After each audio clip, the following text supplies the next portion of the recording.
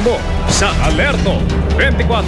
Kukuha sa CCTV ang tangkang pagnanakaw sa isang tinatawag na industrial circuit breaker sa lungsod ng Pasig. Nakunan din ang security camera ang pambibiktima ng isang snatcher sa isang babae. Ang suspect ay kinuyog ng mga tao. Si Emil Sumangil, naka-Alerto 24, eksklusibo. Unang nahagip ng CCTV camera ang suspect habang tila inaantay ang isang empleyadang bit-bit sa kaliwang kamay ang pitaka sa Pioneer Corner Show Boulevard, Pasig. Sa isang iglap, nakablot ng snatcher ang pitaka at mabilis na tumakbo at nakipagpatintero sa mga sasakyang nakasalubong niya. Dito na alarma ang mga pulis, traffic enforcer at barangay security force. Hinabol ang snatcher na pumasok sa nakasalubong niyang pampasaherong jeep. Makikita sa video na nagkagulo sa loob ng pampasaherong jeep. Napatalon rin ang ilang pasahero dahil ang snatcher na armado ng patalim, tinutukan na raw ang mga pasahero sa likuran. Nung hinahabol ito ng mga traffic enforcer natin at mga security mobile natin, ay biglang pumasok siya sa loob ng jeep. Pero ang taong bayan, hindi na nagpalamang. Nakipagbuno para maagaw ang patalim at mahugot mula sa jeep ang snatcher. Nang tuluyang madakip ang snatcher, iniupo ito sa bangketa at pinagtulungan ng taong bayan hanggang sa tuluyan ng mahubaran. Nang makalapit ang mga otoridad, binitbit na ang suspect na kinilalang si Michael Santos Vidal, na pag-alamang notorious na snatcher sa area na ito ng Ortigas Center at Show Boulevard. Kinagabihan, aktual na tangkang pagnanakaw naman ang tinatawag na industrial circuit breaker ang nakuha ng video sa kanto ng Escriva Drive at Show Boulevard. Ang mga suspect, binubuo ng 4 na lalaki at isang babae na sakay ng isang owner-type jeep. Paglapit ang isa sa mga suspect sa pwesto ng titirahin nilang breaker, hindi na ito nagpatumpit-tumpit pa at agad niyang dinistrungka ang kaha.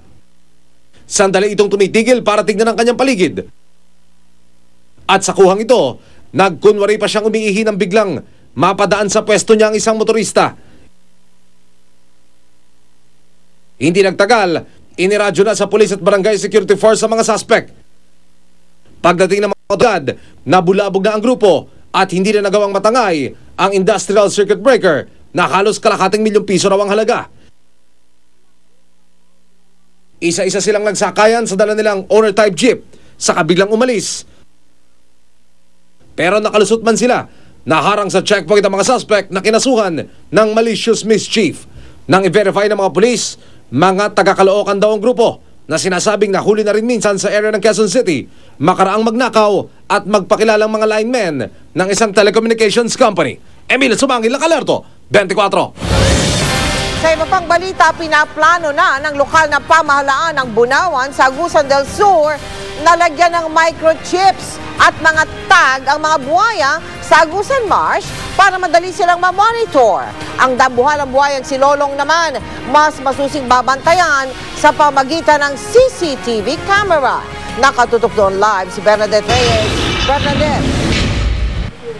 Mel, nangingilag na ngayon ang mga residente sa tabing ilog. Pinaniniwalaan kasing umaaligid pa ang isang buhayang sinasabing mas malaki pa kay Lolong.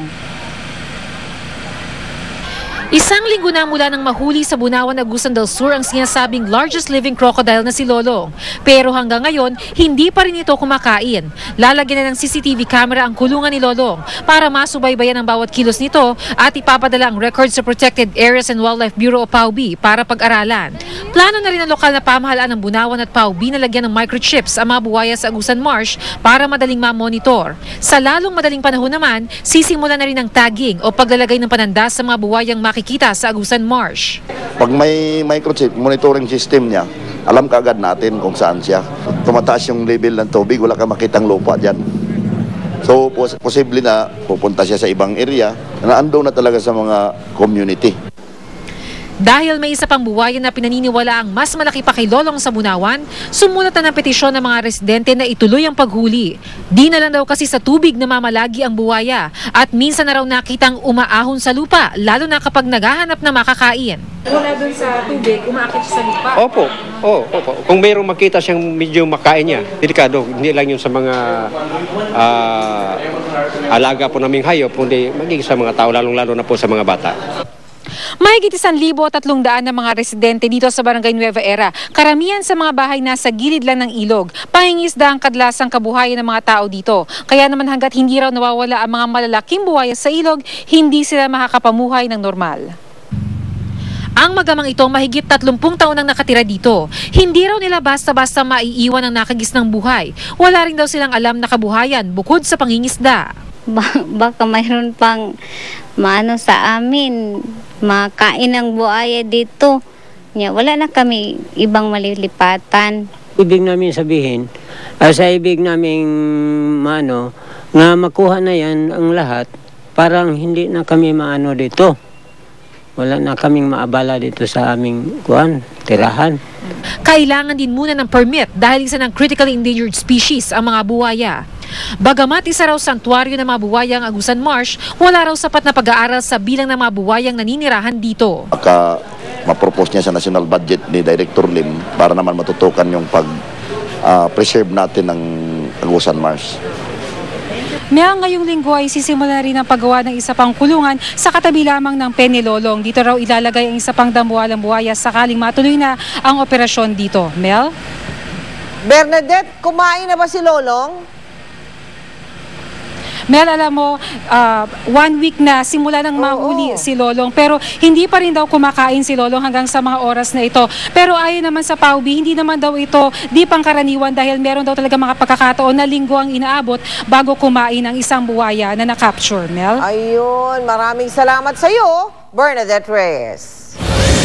Umaalma naman ang grupong People for Ethical Treatment of Animals o PETA sa pagkakakulong sa buhayang si Lolong. Dapat daw ibalik si Lolong sa Agusan Marsh na kanyang natural na tirahan o yung tinatawag na habitat.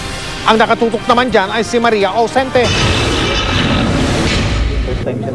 Kung makakapagsalita lang daw si Lolong, malamang hiling na nito na ibalik siya sa kanyang natural na tirahan, ang Agusan Marsh. Ayon sa People for Ethical Treatment of Animals o PETA, ito rin daw marahil ang dahilan kung bakit isang linggo nang hindi kumakain ng 20 talampakang buhaya. Dapat ibalik siya sa kanyang natural na habitat, kung saan sanay siyang mamuhay, kung saan natural ang kanyang ginagalawan. Hindi siya dapat i-confine sa isang maliit na enclosure. Mali rin daw na gawing tourist attraction ng Bunawan, Agusan del Sur si Lolong. Baka raw kasi hindi matugunan ng zoo ang pangangailangan nito. Giit naman ng Protected Areas and Wildlife Bureau o PAUB, hindi nito irerekomendang ibalik sa Agusan Marsh si Lolong. Posible daw kasi ang mga tao pa mismong umatake at patayin ito dahil sa takot.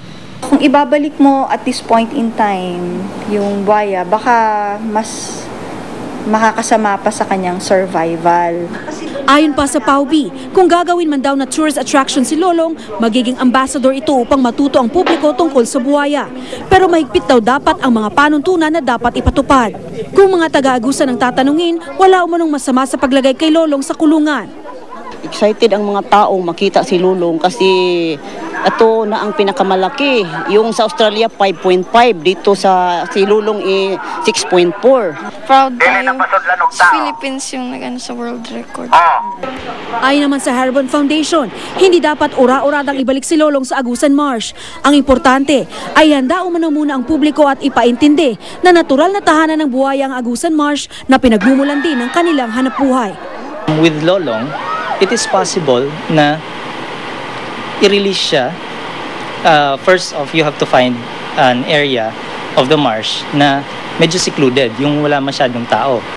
Maria Ausente, nakatutok, 24 oras.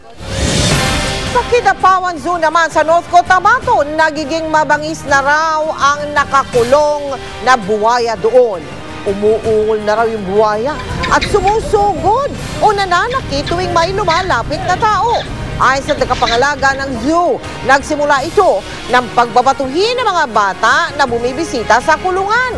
Hindi na nga raw magawang linisin ang kulungan ng buhaya dahil nagagalit ito kapag siya'y pinapasok.